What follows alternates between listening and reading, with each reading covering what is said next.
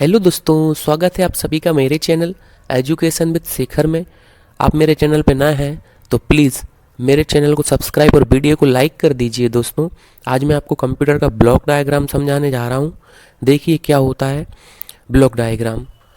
तो दोस्तों, ये है ब्लॉक डायग्राम कंप्यूटर का, जो कि कंप्यूटर का इंटरनली स्ट्रक्चर रहता है। इसमें पहले रहता है कोई भी अपन डेटा जैसे प्रोसेस कराते हैं तो इनपुट यूनिट में जाता है, फिर मेन मेमोरी में जाता है, फिर सीपीयू में जाता है, फिर एएलयू में जाता है, फिर सीयू में जाता है, फिर रजिस्टर में जाता है एंड फिर आउटपुट हो जाता है। तो वो सब मैं आपको बताऊंगा कि डेटा कैसे क्या प्रोसेस होता है। देखिए दोस्तों, सबसे पहले हमने डेटा इनपुट कराया इनपुट यूनिट के द्वारा। ठीक है, इनपुट यूनिट के द्वारा जब हमने डेटा इनपुट कराया तो डेटा डायरेक्ट प्रोसेस नहीं होगा। डेटा सबसे पहले मेन मेमोरी में जाएगा। मेन मेमोरी में जाने के बाद फिर प्रोसेस डेटा होगा, तब सीपीयू में जाएगा। तो इनपुट हमने डेटा किया, डेटा मेन मेमोरी में गया। मेन मेमोरी में मतलब कि जैसे कि मैंने सपोज लिख दिया ए। अब मैंने आपसे पूछा कि ए क्या है, तो आपने बोला ए, माने कि आपकी मेन मेमोरी में माइंड में पहले से सेट है।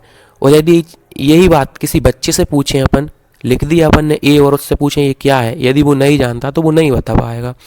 तो डेटा सबसे पहले जाएगा दोस्तों मेन मेमोरी में। यदि मेन मेमोरी में होगा वो जो डेटा जो अपन ने इनपुट किया है, उसके बाद वो जाएगा सीपीयू में प्रोसेस होने के लिए। और सीपीयू में जाने के बाद फिर ये सीपीयू की 3 प्रोसेस से गुजरेगा, जिसमें सीपीयू के 3 पार्ट है, एएलयू, सीयू, रजिस्टर। देन फिर आउटपुट मिलेगा अपन को। तो मेन मेमोरी के बाद जाएगा सीपीयू में। सीपीयू की फुल फॉर्म याद रखना दोस्तों, पूछ लेते हैं एग्जाम में, सेंट्रल प्रोसेसिंग यूनिट। उसके बाद फिर वो डेटा जाएगा एएलयू में, क्योंकि डेटा प्रोसेस तो होगा लेकिन दोस्तों एएलयू में जाएगा। उसके बाद एएलयू में फिर उसकी गणना होगी। गणना होने के बाद एएलयू की फुल फॉर्म देख लीजिए आप, अर्थमेटिक लॉजिक यूनिट। एएलयू में गणना होने के बाद फिर वो जाएगा सीयू में। सीयू की फुल फॉर्म रहती है कंट्रोल यूनिट दोस्तों, जो कि ये डेटा का कंट्रोल करता है। जैसे कि हमने सपोज मान लिए 5 प्रिंट दिए, 5 प्रिंट देने के बाद 5 प्रिंट की कमांड दी। अब कौन सी कमांड, कौन सा प्रिंट पहले आउटपुट देना है, कौन सा प्रिंट को रोक के रखना है, तो ये सब कंट्रोल वर्क ये करता है कंट्रोल यूनिट। उसके बाद दोस्तों फिर रजिस्टर का रहता है टेम्पररी, रजिस्टर का फुल फॉर्म रहता है टेम्पररी स्टोरेज। एक टेम्पररी स्टोरेज रहती है दोस्तों। जैसे कि सपोज आप मान लीजिए हमने 5 प्रिंट दिए, 5 प्रिंट में से एक एक करके ही जाएंगे 5 प्रिंट, तो एक प्रिंट जा रहा है, उसके पास 4 प्रिंट की जो कमांड रुकी हुई है वो टेम्परेरी स्टोरेज में अटकी हुई है दोस्तों, जो कि कुछ समय के लिए है। जैसे ही एक प्रिंट निकल जाएगा दूसरे वाली प्रिंट की कमांड चली जाएगी और 3 प्रिंट की जो कमांड रहेगी वो टेम्परेरी स्टोरेज में रहेगी। तो यह काम रहता है रजिस्टर यूनिट का, जो कि सीपीयू के अंतर्गत ही आता है। ठीक है दोस्तों, ये सारी प्रोसेस होने के बाद देन उनको आउटपुट मिल जाता है।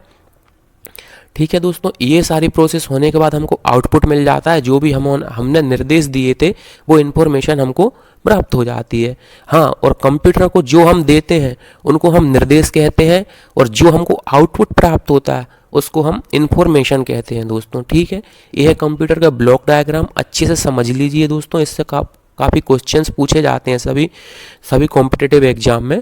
सबसे पहले इनपुट होगा डेटा, उसके बाद मेन मेमोरी में जाएगा। मेन मेमोरी से सपोज दोस्तों समझ लीजिए रैम। ठीक है, रैम। फिर उसके बाद सीपीयू के पास जाएगा प्रोसेस होने के लिए। सीपीयू में फिर 3 पार्ट से गुजरेगा, उसके ALU, CU and register. Then फिर हमको आउटपुट प्राप्त होगा, जो कि हम इंफॉर्मेशन कहते हैं। ठीक है दोस्तों, कैसा लगा वीडियो बताइए ज़रूर। तो मिलते हैं नेक्स्ट वीडियो में। प्लीज़ चैनल को सब्सक्राइब और वीडियो को लाइक कर दीजिए दोस्तों। जय हिंद।